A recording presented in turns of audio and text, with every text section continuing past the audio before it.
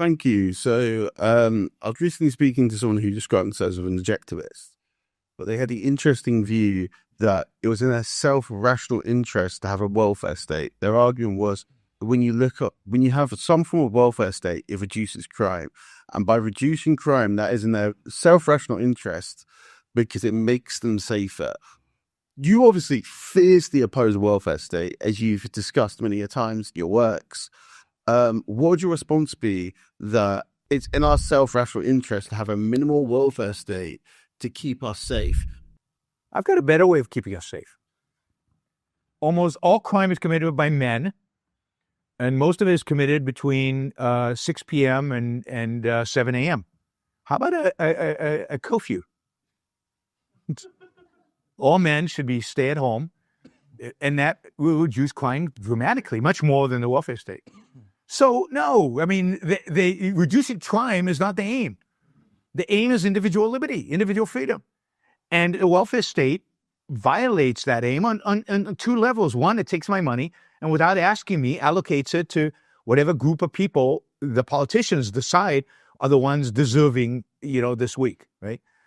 And then I think it penalizes the people receiving the money because it tells the people receiving the money, you're worthless. You cannot take care of yourself. You cannot get a job and earn your living. You are dependent on the state. We are the only ones who can keep you alive. Now, what does that do to self-esteem of somebody who receives welfare? It destroys it. A friend of mine, his grandfather, they were very poor. His grandfather was a bricklayer. But his grandfather had immense pride in the fact that he went to work every day, he laid bricks, he got paid, and he put food on the table of his family. And he was proud of that. What pride do you get from a welfare recipient?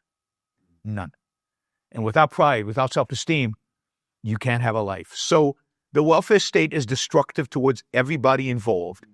And the standard cannot be reducing crime.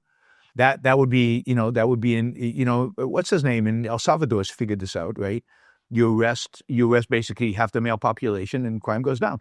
I mean, murder rates in El Salvador has plummeted because you arrested anybody with a tattoo. And that is anti-freedom. That is anti-individualism. That's anti-my self-interest. My self-interest is to interact with free people.